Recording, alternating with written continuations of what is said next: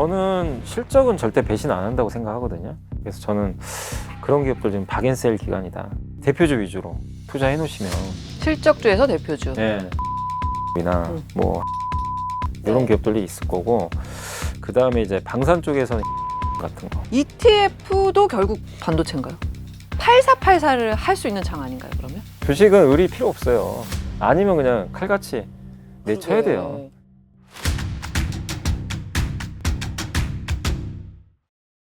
네, 지식의 발견 LS증권 염승환 이사님과 함께 하고 있습니다. 얘기를 하면 할수록 기승전 반도체라서 지금 내가 주식이 없다, 이제 시작한다 하는 사람들도 그래도 반도체부터 시작을 해야 될 것 같은데요? 그죠. 반도체가 기본인데 네. 다만 이제 반도체를 지금 신규로 들어가기가 굉장히 가격이 많이 올랐잖아요. 그래서 조금 기다렸다 하시면 저는 좋을 것 같아요. 굳이 나는 일단은 스타트를 반도체로 끊겠다 하시는 분면 전자 우선주 여기부터 끊으시면 좀 괜찮을 것 같고, 네. 하이닉스나 이런 쪽은 어쨌든 많이 올랐으니까 조금 더 기다렸다 하자. 그 말씀을 일단 드리고 싶고, 반도체나 이런 AI 섹터 말고는 진짜 많이 빠졌어요. 최근에 주가들이 다 진짜. 너무 안 좋아요. 예. 뭐 그냥 아니 실적을 봤는데도 저도 이해가 안 가요. 왜 빠지지? 좀 그런 기업들이 많아요. 조선주, 방산주. 예. 여기 돈 잘 벌거든요. 실적도 되게 좋아요. 근데 왜 이 모양이죠? 아니 선택을 못 받는 거죠 지금. 어. 다 지금 삼전닉스 전기에 가버리니까 요거 그래서. 살려고 다 빼버리는 거죠. 그래서 저는 이게 처음 경험이 이렇게 많지 않으신 분들은 반도체를 내가 지금 당장 할 게 아니면 실적주로 하시는 게 좋아요. 실적주부터. 근데 지금 투자하기가 되게 좋아요. 박앤세일 구간이에요. 지수가 9,000인데 예. 참 박앤세일 한다는 것도 표현이 좀 그런데 예. 실제 사실이니까요. 아, 조선주, 방산주. 조선, 방산, 화장품 실적 나쁘지 않거든요. 예. 근데 완전히 아무도 관심이 없어요. 이제 7월 되면 실적 시즌 들어와요. 결국 실적에 대한 관심이 생길 겁니다. 한 달 정도 지나면.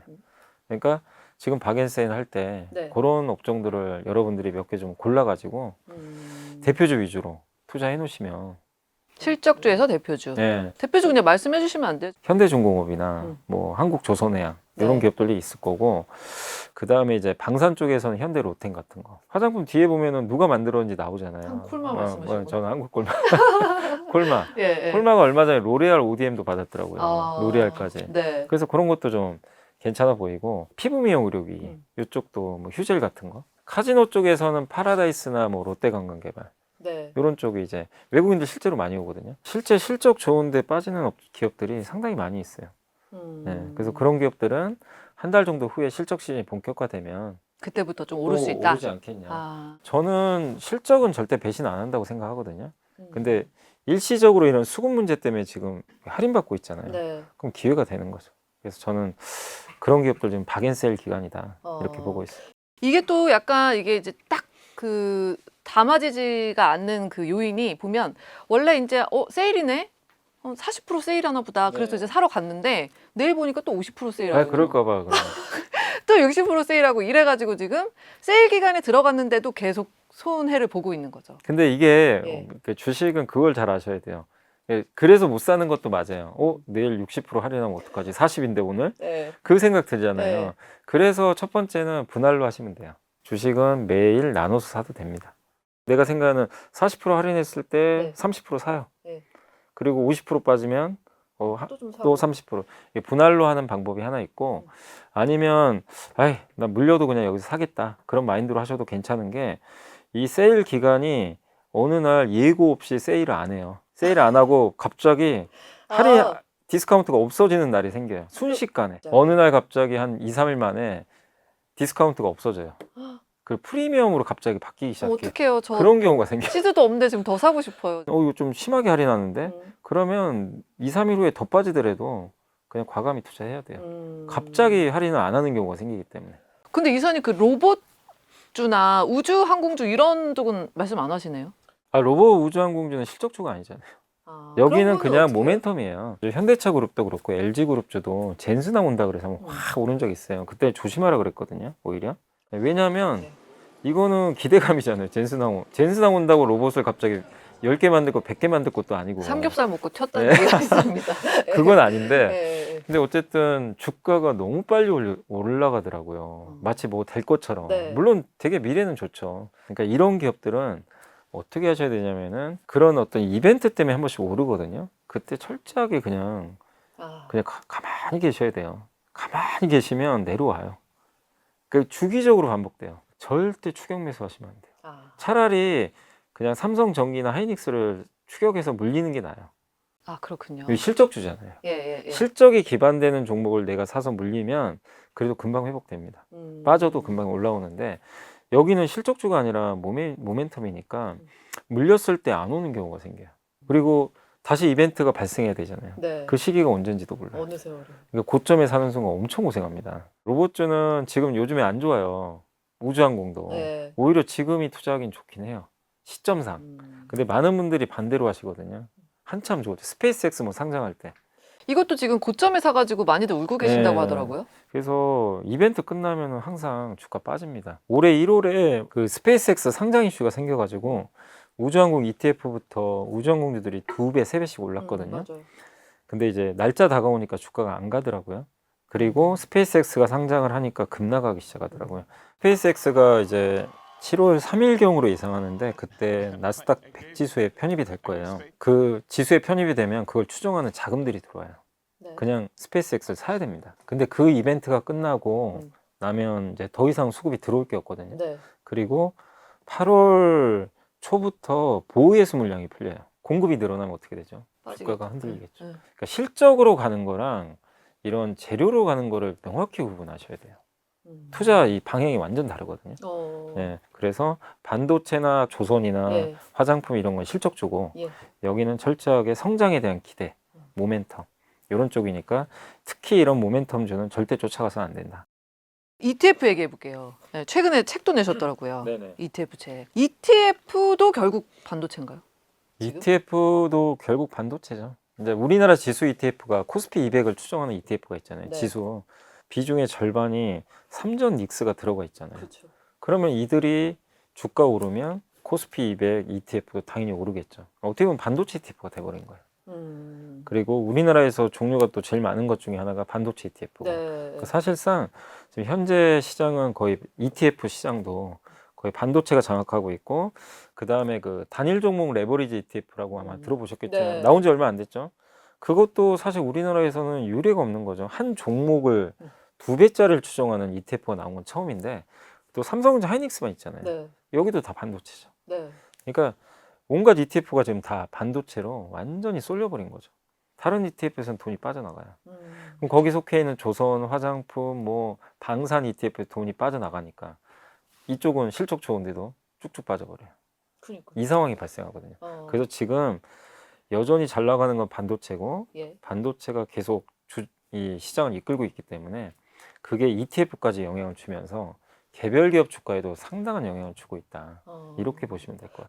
그러니까 이제 원전 방산 이런 거 지금 박앤세일 중이다. 사야 될 때라고 말씀하셨는데 ETF도 그 똑같이 적용. 똑같은 거죠. 그러니까 ETF가 좋은 게 내가 최고 1등 기업은 못 찾아가도 예. 그러니까 실패 리스크가 좀 적어요. 그래서 ETF 투자가 초보자분들한테 되게 좋아요. 적합하고 기업을 잘 모를 수가 있기 때문에. 네. 그래서 근데 이 ETF를 고를 때 가장 중요한 거는 어쨌든 이 핵심적인 성장할 수 있는 당연히 그런 ETF를 골라야 되겠죠. 앞으로 나아지는. 오히려 지금 이렇게 박앤세일 할 때 더 투자할 수 있는 기회가 되는 거 아닌가. 저는 좀 그렇게 보고 있기 때문에 시간 문제 아닌가 이렇게 생각은 하고 있습니다.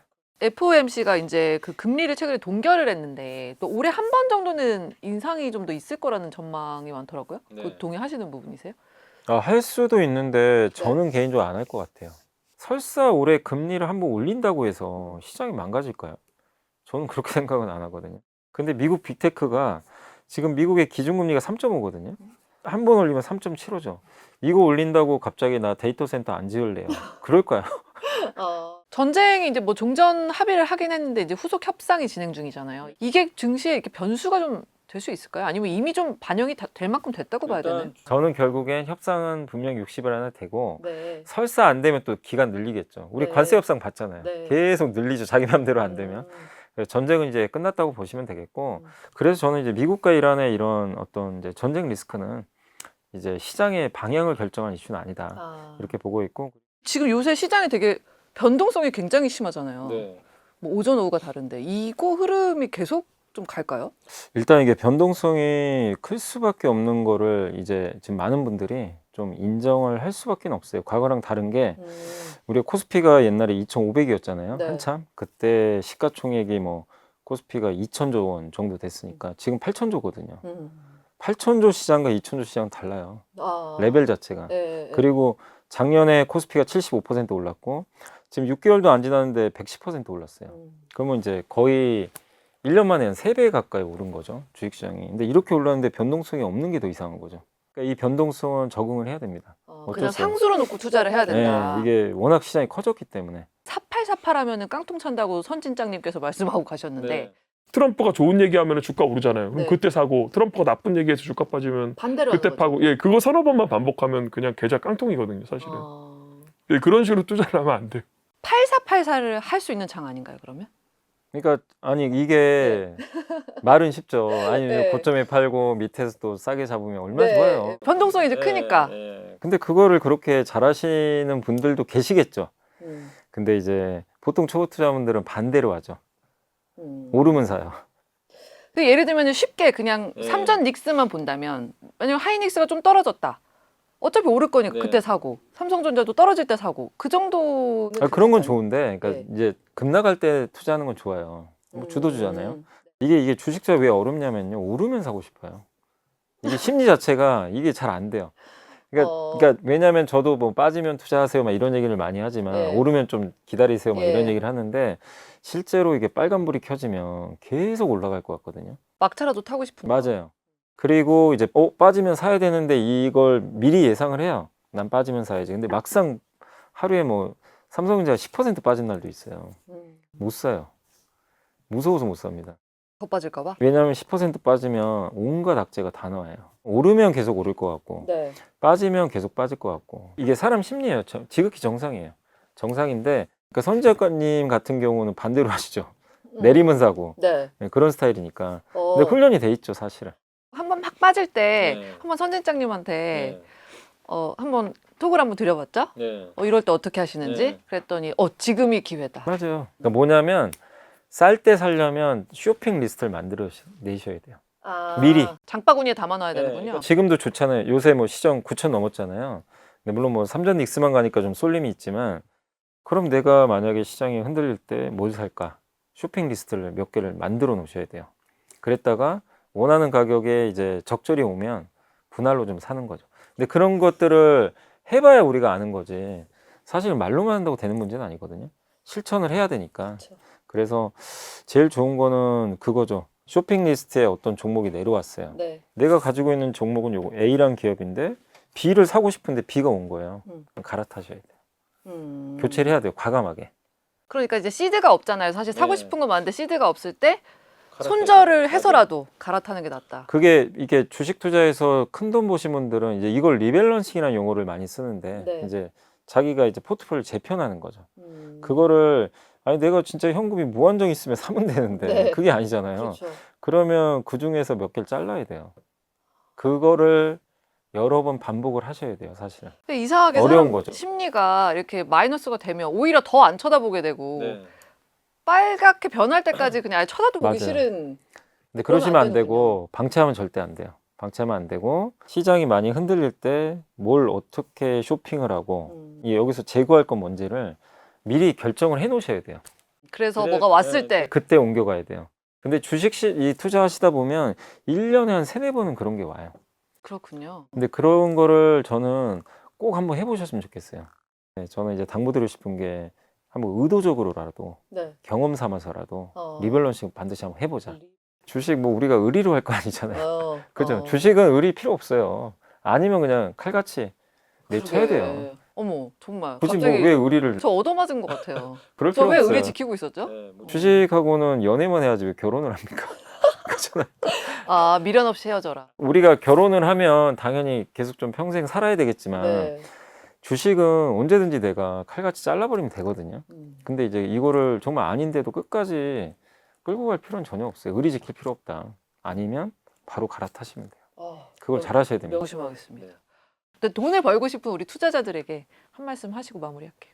근데 이제 투자하다 보면 이 현상이 영원할 것 같아요.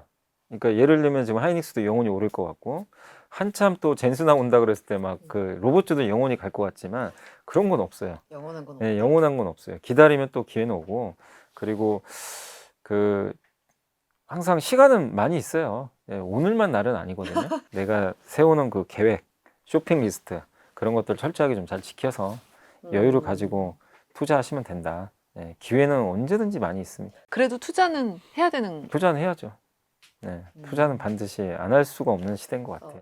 예를 들면 저희 주변에서는 너 같은 사람이 주식하는 거 보니까 내가 이거 이제 빠져야 될 장인 것 같다 이렇게 말하는 사람들도 있거든요. 그 얘기는 3천 넘을 때부터 들었습니다. 저는.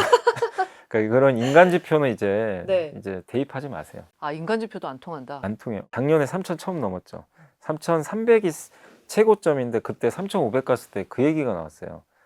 그 객장에 스님이 오신다거나 그다음에 아이를 업으면 그 약간 뭐 네, 아기 엄마가 오고 그런 얘기 실제 있었어요. 시골의 할머니들도 삼전 닉스 얘기를 하시고. 지하철에서 삼성전자 하이닉스를 막 어르신들이 얘기하더라. 그러니까요. 그러니까 인간 지표는 맞을 때도 있지만 너무 의미부여는 안 하셨으면 좋겠습니다. 진짜 바쁘신데 나와주셔서 오늘 감사드립니다. 감사합니다.